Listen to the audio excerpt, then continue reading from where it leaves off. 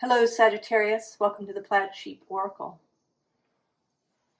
I was interested that your reading came out today, the day after I did Cancer, because when Jupiter, your planet, your guiding planet, moves into Cancer on June 9th,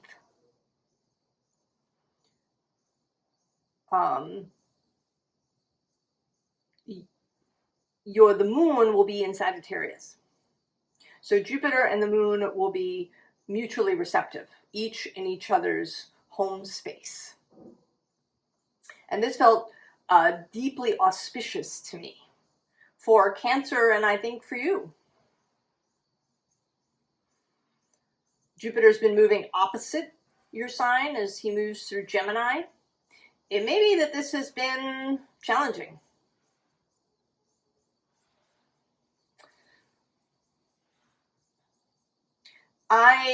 If you've been with me for a while, you know that I really love this oppositional energy. The synergy that can occur between signs on opposite ends of the zodiacal wheel. Because they aren't really opposite as such. They're complementary to each other. They're two sides of the same coin.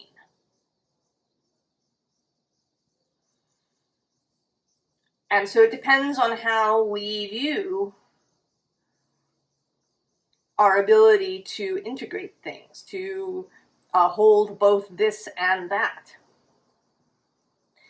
And as Jupiter's been moving through Gemini, it may be that you've been asked to do that more frequently. Because Gemini is kind of the sign of this and that. Whereas you tend to be the sign of the singular choice.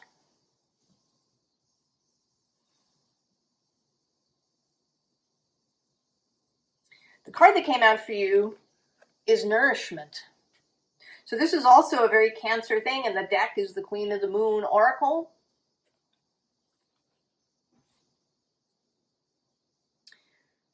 So you've got about 2 months before Jupiter moves into Cancer. 2 months to really solidify, take advantage, integrate any new philosophies and ideas and modus operandi, or I guess modi operandi,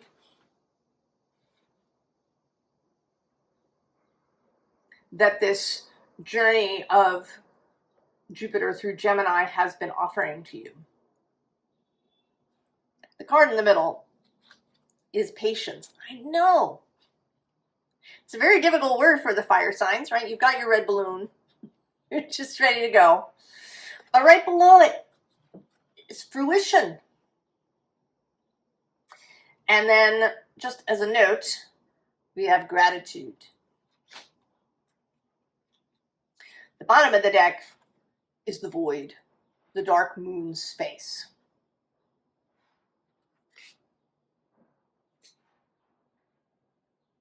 So there is a feeling here, perhaps for you, that this has been a gestational period, that you've been gestating something, and you might not even know it, possibly. Because if you've been preoccupied with this, your planet moving through Gemini, and perhaps lots of different kind of information showing up in your sphere. Certainly we are inundated as a society with information, ideas, everybody's opinion.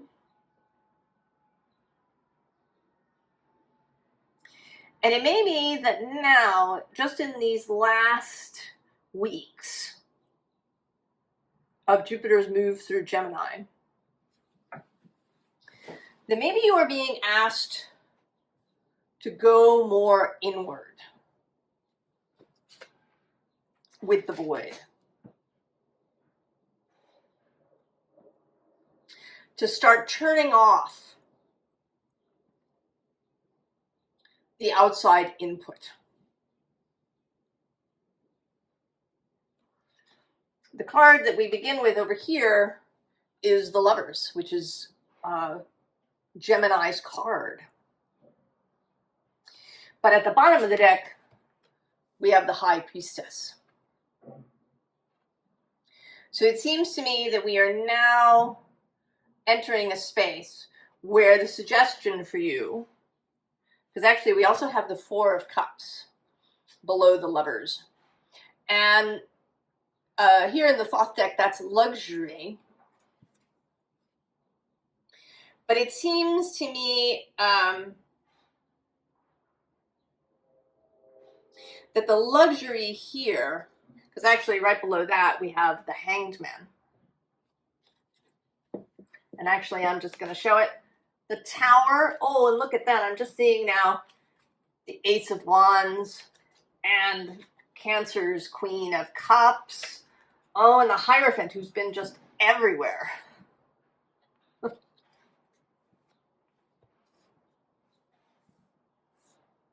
This period, Sagittarius, I think the suggestion for you is that if you've been opening yourself up to new ideas, maybe doing a lot of reading, a lot of watching, a lot of listening, checking things out, exploring different things,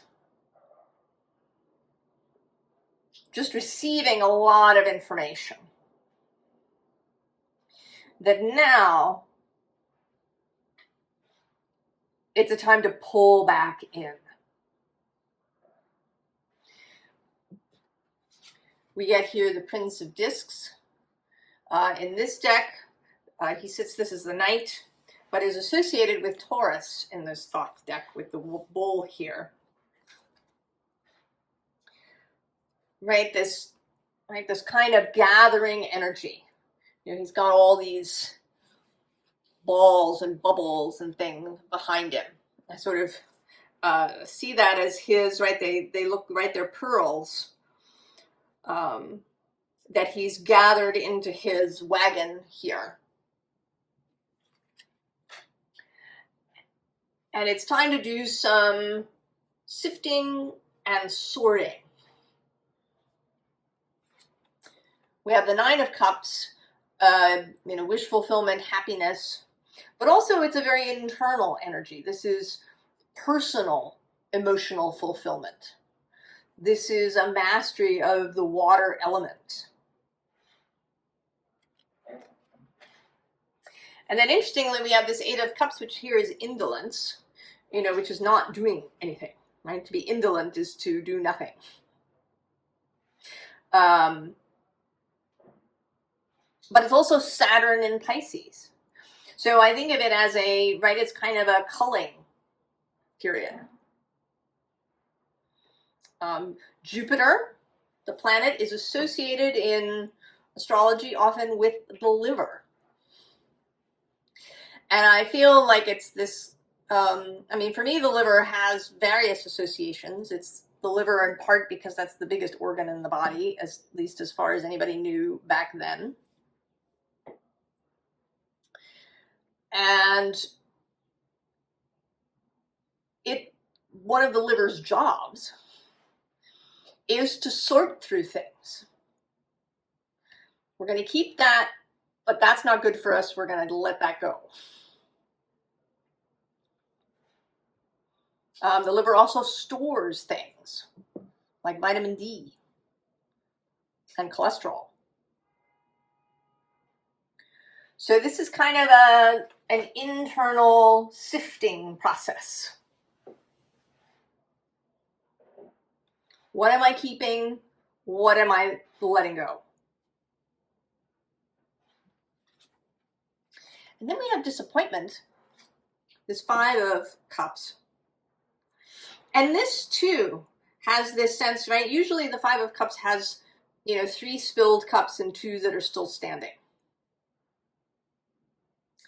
So this also feels like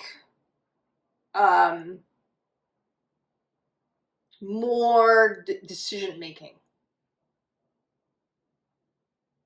I mean, the 9 and the 8 of Cups feel more like kind of ideas, spiritual ideas,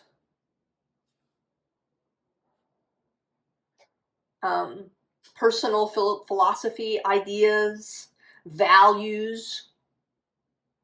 And then this feels like kind of personal things that have emotional weight. You know, maybe it's bad habits that had, you know, that kind of were satisfying in some emotional way, that eased emotional pain, but were not serving you particularly well. Maybe it's relationships that were built, you know, when you were kind of a different person, or that were built through a kind of trauma bonding,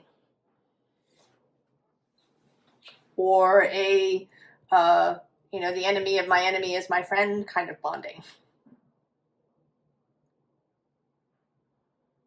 And that now you're going to let go of these things.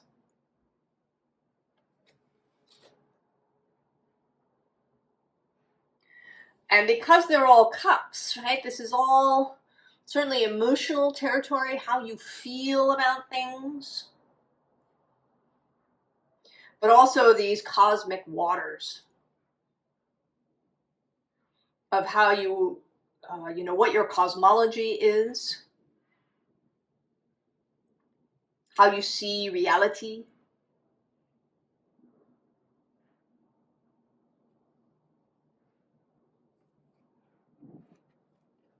And so the 10 of Swords. And this is a Gemini card. I actually don't know what planet this is in Gemini offhand. I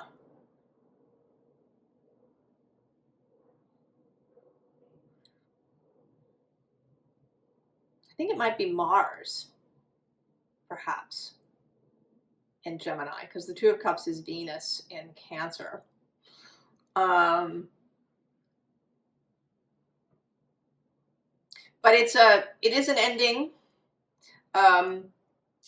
You know, and I want to say that it's closing your eyes to all of the incoming stuff. You have the information that you need at this moment. There's no more gathering that is necessary.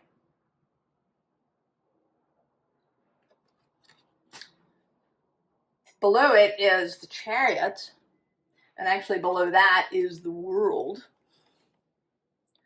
So movement into the new world is, right, is under here. But we're not, right, you're not quite ready. We're not quite ready. There's a little bit more. Then the bottom of the deck is the Moon. Part of this may be a greater comfort level with your emotions, with using your feelings as a guidance system. You know, I think the fire signs, especially fire and air signs, that we tend to be really comfortable with, you know, thoughts as a guidance system, to be, you know, maybe claircognizant, or perhaps, you know, kind of in a somatic way, that if you, you know, you feel a cramp in your gut, right, a real physical discernment system. But cups, right, are, right, it's a little more elusive. You know, how we feel about something, what the emotion is there, you know, is there joy? And there's an invitation here to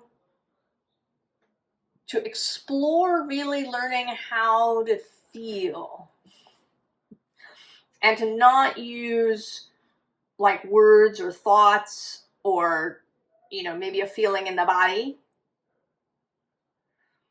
but to really work on knowing what you feel. I mean, it's a little tricky, I think, for people, particularly those with English as a first language, but anybody, I think, in the modern world, because we're not really used to using our feelings. I mean, we do talk about, you know, a balance of head and heart, but often that is still about thoughts. You know, sort of thoughts about what we want, right? Thoughts about what the heart wants, rather than feelings. Feelings are so much more elusive.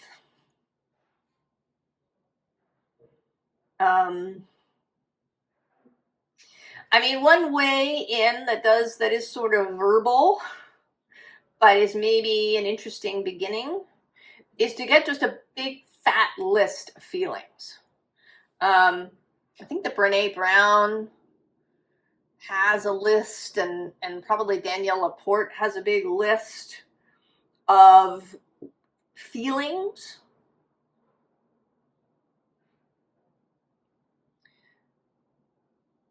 You know, and maybe, right, working with that. How, you know, what does it mean? How does it feel to be disappointed or envious or ecstatic or sad?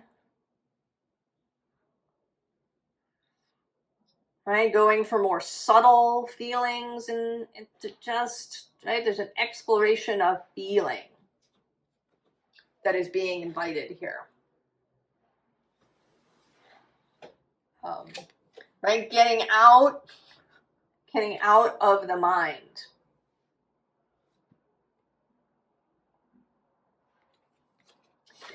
And it, you know, maybe a little bit of a preparation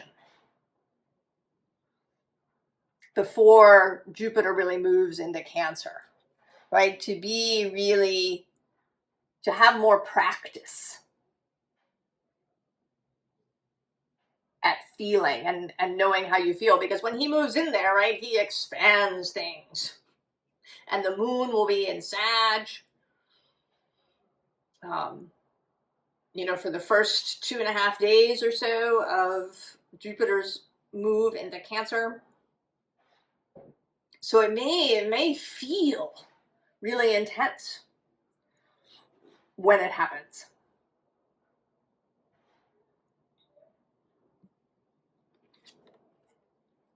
Six of Wands.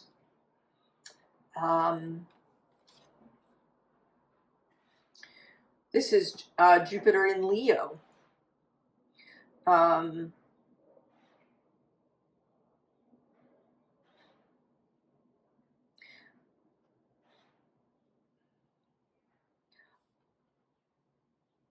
Just, right, expansion, which, you know, normally I sort of think of you as having an easy time, right? Jupiter is your planet. But there may be something about feeling that feels a little scary or just unfamiliar.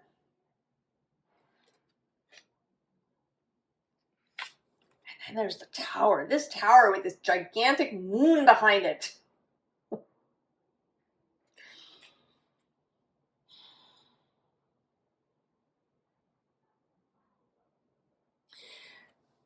You know, I want to say that you may want to start paying attention to the moon's phases. If you haven't in the past paid attention to how you're affected by the moon's passage through different signs.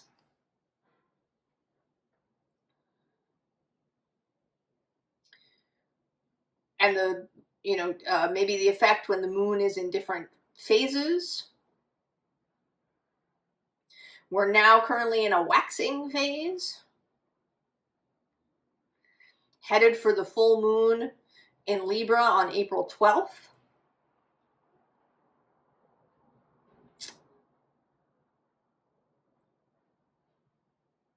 And then soon after that, the moon will move into Sagittarius again. How do you feel when the moon is in your sign? You know, maybe really start paying attention to how, you know, how you feel when the moon conjuncts different planets in your chart, different points.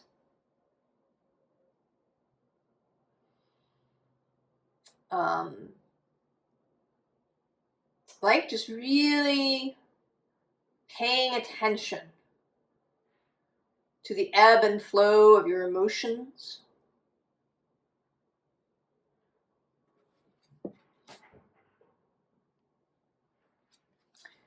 And then the Eight of Wands. So this is your card. The 8, 9, and 10 of Wands belong to Sagittarius traditionally.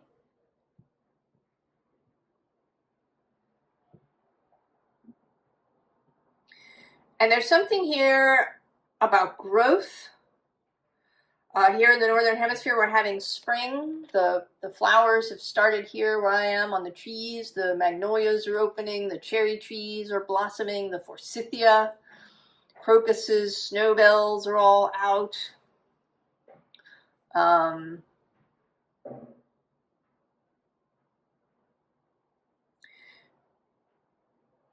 There is a rising energy.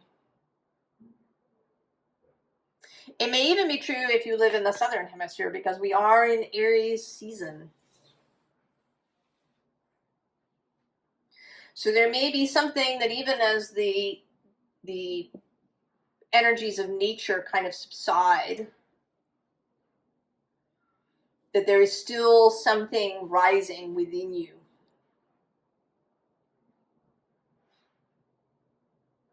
In your mind, in your heart.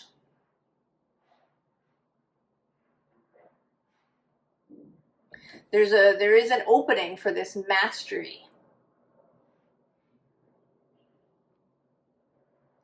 And maybe it's a learning too in how to nourish yourself in ways that maybe you haven't up until this point really understood.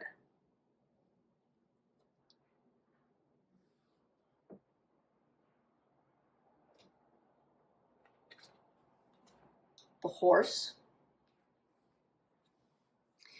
Which says accepting help from another, delegating authority.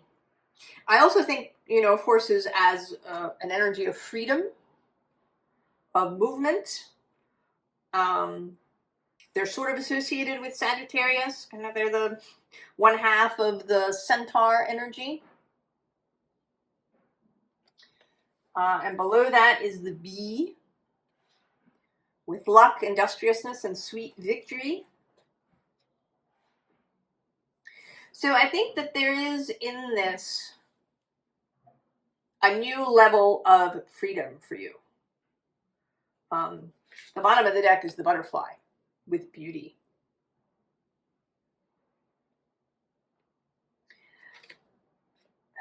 And there's something about really being able to see and appreciate beauty on a feeling level that you haven't been able to access previously. We have focus, and then we have love, and then we have the Merlin. And he's coming through very much like Jupiter today. And what I want to say is that this is mastering kind of the magic of love. Becoming a magician of love and feeling, emotion.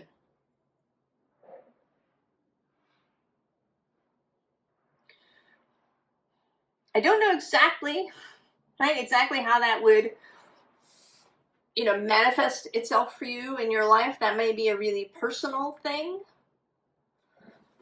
It might have to do with your job. It might have to do with your family. It might have to do with just how you know, interact with people in the world.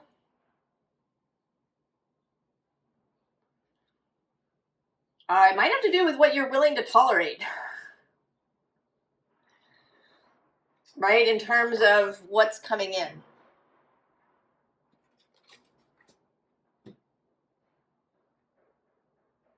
right? There's so much out there that's, you know, this is a problem and that is a problem and these people are doing terrible things and this horrible thing is happening over there and we have to stop this, that, and the other thing.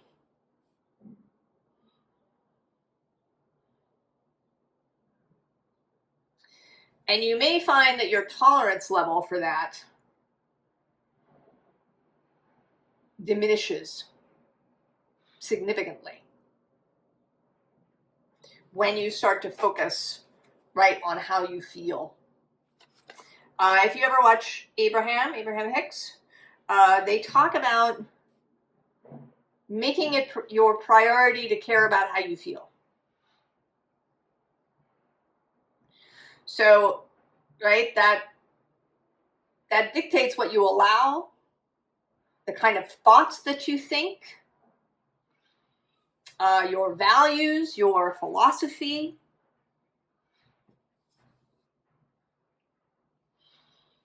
Right? Really caring about how you feel and knowing how you feel.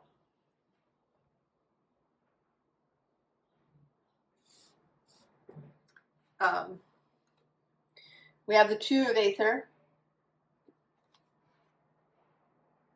This, you know, decision-making process from a place that's blind. And, I mean, we have the Wisdom Owl, but we also have this moon. So there is, you know, in wisdom, you know, wisdom being more than just the mind. Right? Wisdom incorporates feeling.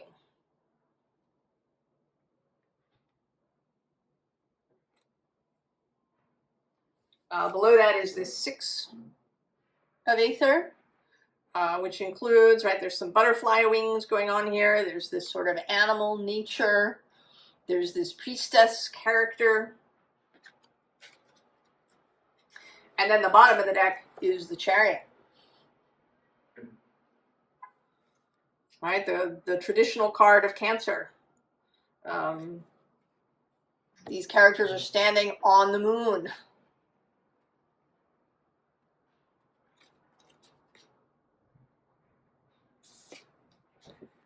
Perspicacious Platypus. This is an extra card in this deck.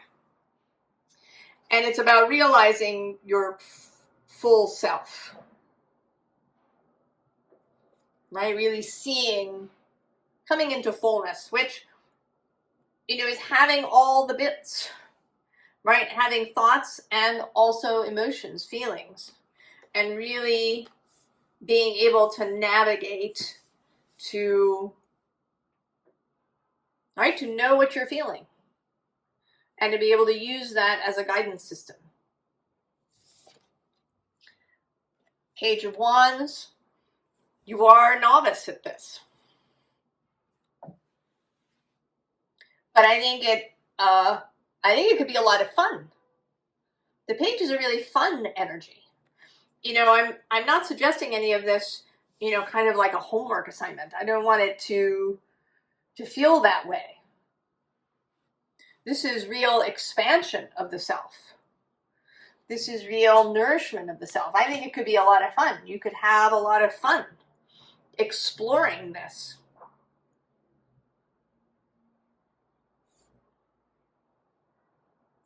I think that it does mean,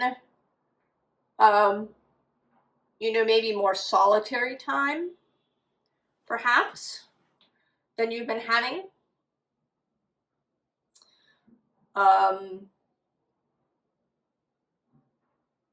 More internal time.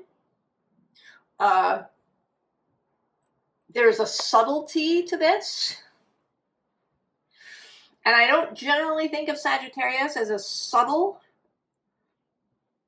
kind of energy. But I think it can be when it allows some of that Gemini energy to, right, when you combine Sagittarius and Gemini a little bit.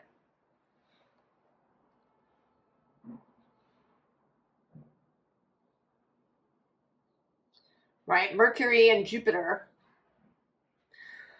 kind of coming together, because Mercury can be very subtle.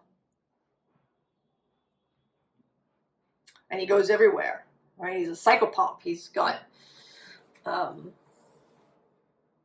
the ability to go everywhere. But there is, right, there is with this Merlin energy too, there's a solitude. I mean, he's got his little mouse and his dragon. But those are, right, those are spirit energies. Of course, you might have, you know, a close friend, somebody with whom you could explore these things. You could talk about how you feel. You could go places together and then compare how you're feeling in a particular place. You could compare how you each feel at different times of the month. You know, depending on the phases of the moon or where the moon is. But at its core, it's a solitary practice. But its end game, or its, you know, the end possibility is this 10 of Pentacles, the 10 of Cups.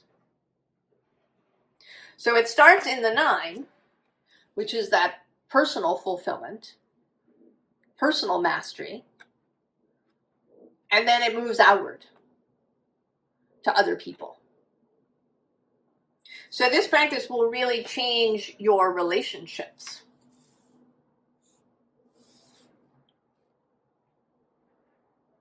How you interact with others.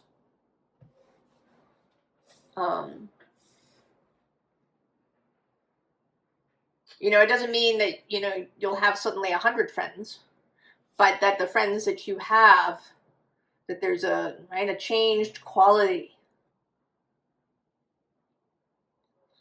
Because you're gaining this real practice, this mastery over your, right, your own emotional life.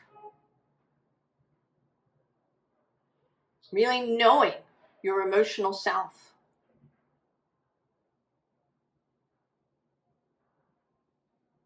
And it may be that, you know, this is something that you haven't really paid that much attention to.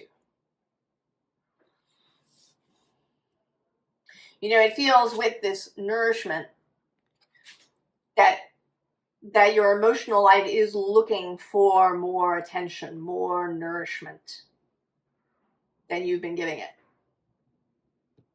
And again, not surprising, our society does not really support a nourished emotional life. We have a real kind of fire, air, choleric, sanguine society. Achieve, move, go to the next place, faster, larger, more.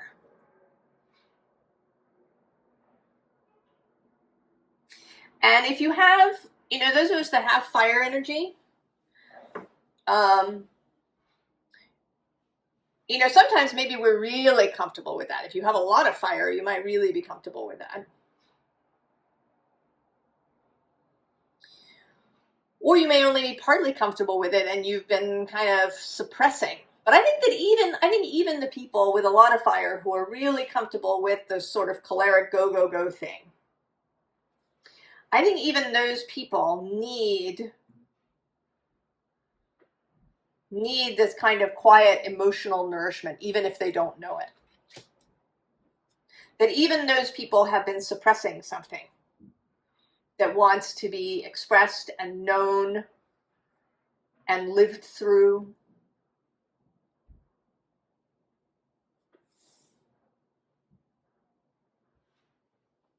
So, formal advice. Well, first we have, see, the gratitude has come back. Did you remember we had gratitude here in the moon deck?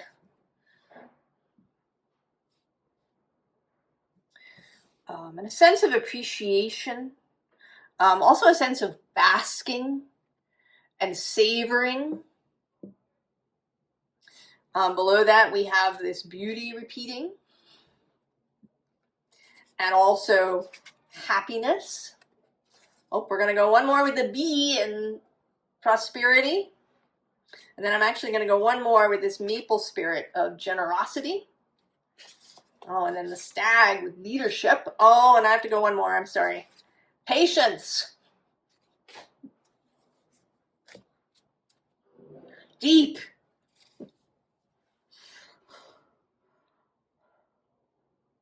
So I think that part of this, right, that generosity card in this deck was coming through in a different reading as listening.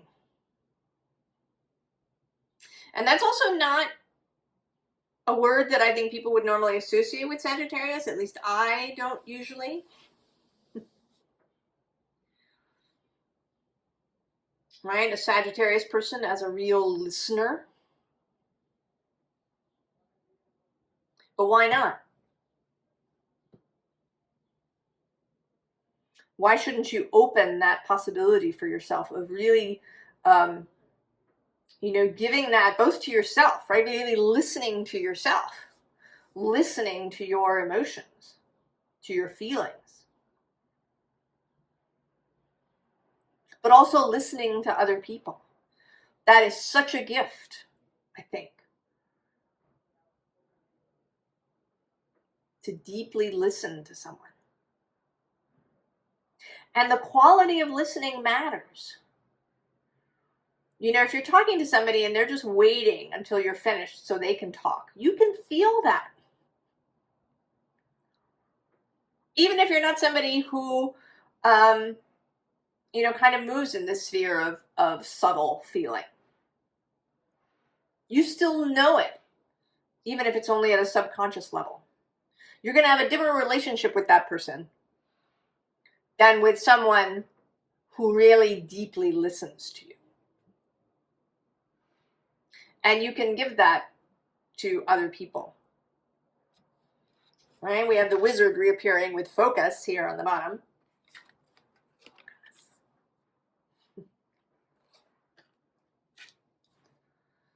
So where the focus wants to be. Then we have the forest temple with enlightenment. The butterfly repeats, this time with transformation. And with this very Venusian image. And this pearl. And pearls are associated with the moon. The pearl within, the emotion. And then the willow spirit with flexibility.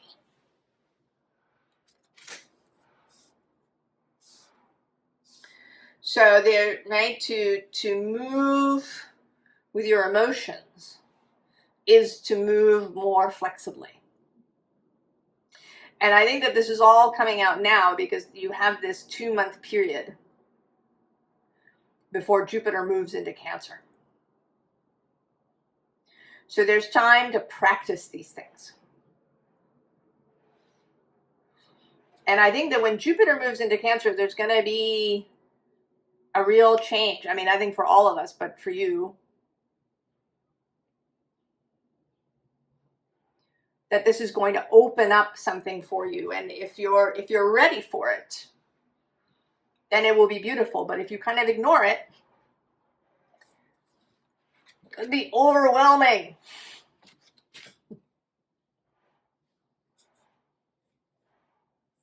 So my advice, Sagittarius, is to have fun. Really, really explore your own emotions, your feelings. Really get subtle. Right? What is it that nourishes you on this feeling level? Get to know the moon, really, maybe get to know your moon, where your moon lives in your chart as well. Explore that.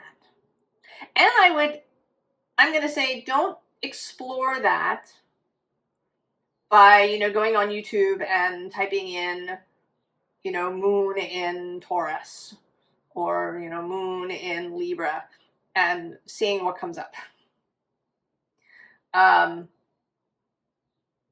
Those are, right, those are opinions. Many of them have a lot of value. But this, right, is personal for you. So if you have moon in Libra, maybe you really pay attention to how you feel when the moon comes around into Libra. And it's going to do it twice before Jupiter enters Cancer. Right, in these 2 months, the moon hits every sign each month.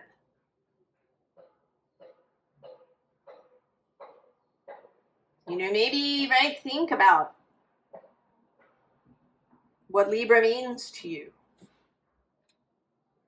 Ask your own self. Ask your moon. You know, I don't know, do a meditation, pull cards, contemplate it.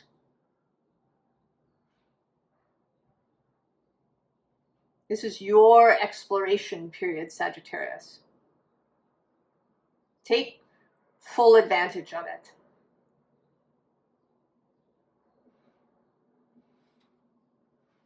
I wish you the very, very best, Sagittarius. I hope you enjoy this. I hope it is fruitful for you. I wish you the very best, and I will see you next time, Sagittarius. So long.